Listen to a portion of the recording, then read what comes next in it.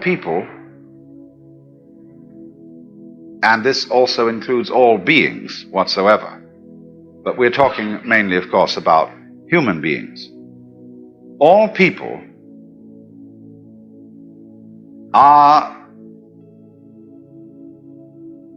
manifestations, disguises of the total reality behind this cosmos.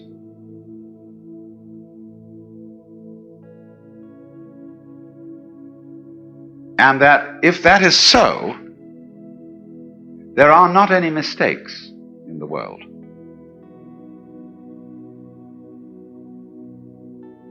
When you look at patterns on the foam of the breaking waves on the seashore, and you look at the outlines of mountains, the grain in wood, and the markings on marble, you notice that it never makes an aesthetic mistake.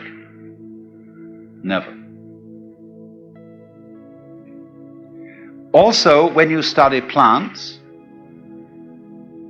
and you go into their relationships with each other and with insects, the fact that the so-called diseases of plants are the full life of some other kind of organism having a ball. And you see this complexly interrelated world, and you realize that it all hangs together. That everything outside the human world is a system of balances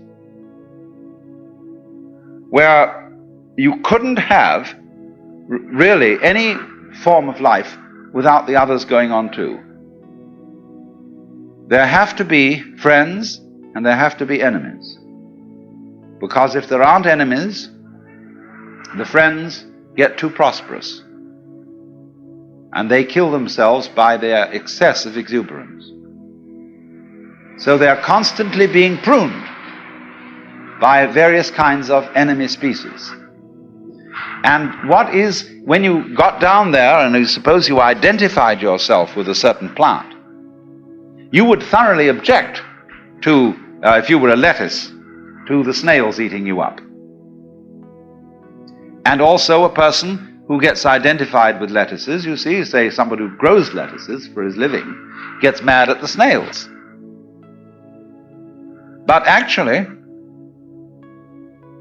lettuces need snails,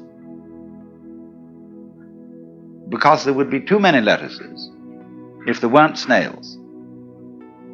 And those lettuces would choke each other. Now, of course, a human being comes in and starts organizing the lettuces, you see, so that the seeds don't propagate in the usual way, because he puts them out in rows. And that's a different kind of a scene. And so he objects to the snails. But that's because he's looking at the problem of lettuces from a partisan point of view. And it's quite right that he should do so. What he may not see, because he's taken the side of lettuces against snails, he fails to see that conflict at one level is health at another.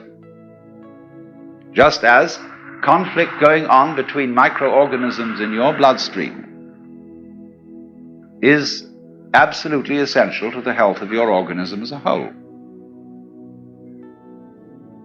But you're not aware of that conflict going on, because conscious attention doesn't need to, ordinarily, to focus upon it. And so you don't get involved, and you're not anxious about what party is winning and what party is losing. They're keeping up a kind of balance. Now then, to take this a step further, we are all amazingly involved in the process of being human and playing our game and taking our side. And therefore our victories and defeats, our sicknesses and our healths, are things we get mighty partisan about. And therefore we cannot see that human behavior is just like everything else. It never makes a mistake. Only its never making a mistake must include the feeling that mistakes can be made. See, that's where this point of view would differ somewhat from the point of view of a Christian Scientist, who strives manfully, in a way, to assert that evil is purely illusory, but doesn't quite grasp the point that the illusion of there being something evil is important and good too. We're not trying to get rid of it, you see, because if you get rid of it, you would have problems. I could say, for example, that a historical character like Hitler, is someone about whom it is very natural for most of us to feel angry.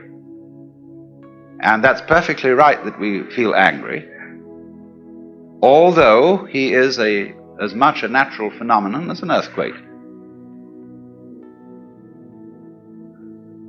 So what we have then is a system of a sort of hierarchy, of levels. And at the point where you are involved, you can't stand aside from yourself and look at it objectively in the same way as you look at the patterns of foam on the seashore, or as the life of the fishes in the tide pools. But to be liberated is to be able to see human life in the same way as you see all other life. And to do that, you have to be able to live, as it were, on two levels: the level of involvement and the level of detachment. And therefore, cultivating the level of detachment is something that is done through the mysterious human property of self-consciousness. To be able to know that you know, to feel that you feel.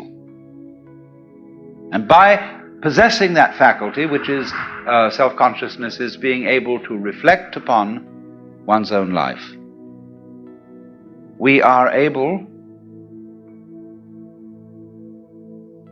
to become, as it were, to go to a level at which our own life is seen in its total context in the universe. That is to say, to realize that yourself is not your ego, which is the standpoint at which you are involved in your game and taking sides,